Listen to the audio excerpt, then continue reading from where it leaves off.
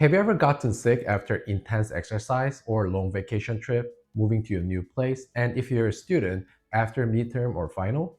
This shows that your immune system has weakened. We often talk about low immune system, but do you really know what that means? Let me explain it to you quickly. This video will be very short, so stay tuned. You had a really important project at work, and once it was over, you felt completely drained, extremely tired, and even got sick.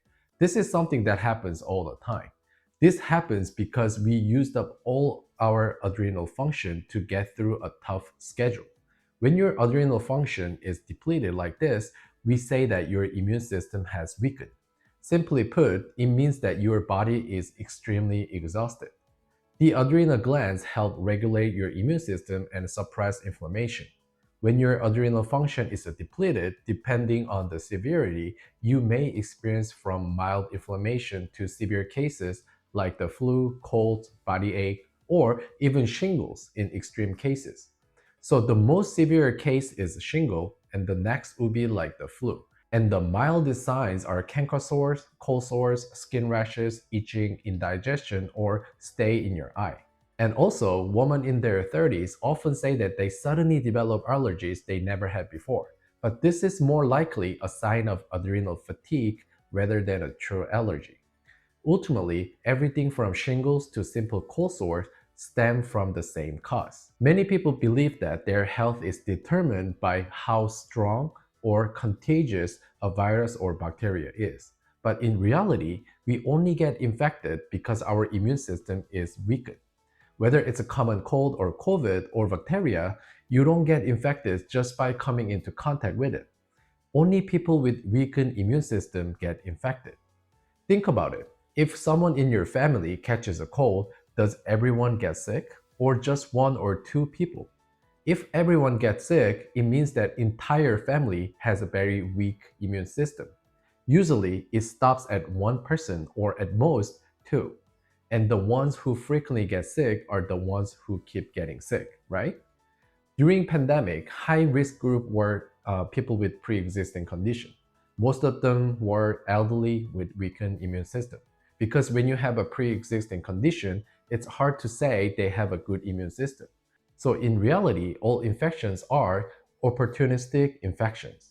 I mentioned that fatigue is the root cause, so the treatment is, of course, rest and recovery. There are cold medication, but they only help reduce symptoms. They lower fever, soothe sore throat, suppress runny nose, and cough. But they are not cures. They simply relieve symptoms so your body can fight off more easily. Ultimately, your body needs adequate rest to restore your immune system, and then your body can heal whatever the damage is. There is a saying in Korea: if you take cold medicine, you will get better in 7 days. If you don't take medicine, you will get better in a week. In the end, it takes about a week to recover whether you take a medication or not. The best way to build a strong immune system is a stress management. Of course, the mental stress is important, but physical stress is the real issue. Have you ever gotten body ache after exercising for the first time in a while? One of my patients visited Manhattan for the first time and had an amazing time. She walked over 20,000 steps in a day, from early morning to late night, enjoyed sightseeing, great restaurant, late night street food, and felt great until she got back and got a shingle. She didn't catch it from walking around Manhattan. Her immune system was simply weak. So please remember this mechanism. Meditation, light exercise, and deep breathing can all help manage stress. If you have a blood pressure monitor at home, try this experiment. If you don't have hypertension, temporary spikes in blood pressure can happen when your body is under stress or discomfort or pain. So, if your blood pressure reads a little high while sitting, take a deep breath for 1 to 2 minutes and measure it again. You will see a numbers drop. I want you to keep this in mind. Many people also get confused about cold and flu symptoms. Most of people think of fever, runny nose, coughing, and body ache, right? But the early signs often involve digestive issues, things like indigestion, loss of appetite, constipation or loose stool, or even diarrhea. As I mentioned earlier, managing stress is the best way to boost your immune system. And that should be the foundation. And then vitamin C can help. You know the airborne supplement, right? It's a supplement people take at the first sign of cold, and its main ingredient is high dose vitamin C. Although taking high dose or mega dose of vitamin C for long term is still controversial, many doctors and scientists will agree that at least it will boost the immune system temporarily. But as I mentioned in my lung health video, megadosing vitamin C can be also helpful. So please check it out from the 4 minutes mark in this video.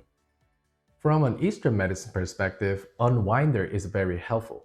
When we get angry, we feel this heat rising from our chest and shoot up to the face, and this heat plays a significant role in Eastern medicine. Just like hot air goes up and the cold air goes down, if the stress is not managed properly and the heat keeps rising and accumulating in the upper body, it can cause many issues. The first most common symptom would be a tight neck and shoulder. That's because the shoulder is wider and the neck is narrower. The heat tend to accumulate in this area first. And when it's progressed and fill up the head, then it can lead to symptoms like insomnia, anxiety, depression, headache, migraine, and even hair loss. So this unwinder is a supplement that cools down this excessive heat. Combining vitamin C with unwinder would be a very good combination to protect our immune system and manage stress. Today, I kept the video very short. Since I got sick last year, it took me a while to recover, and now I am almost at 100%. So from now on, I'll be posting a new video every week, just like before. I really hope you like this video, and remember, health is wealth, so invest in yourself. This is Dr. Sean making health easy for you. See you next time.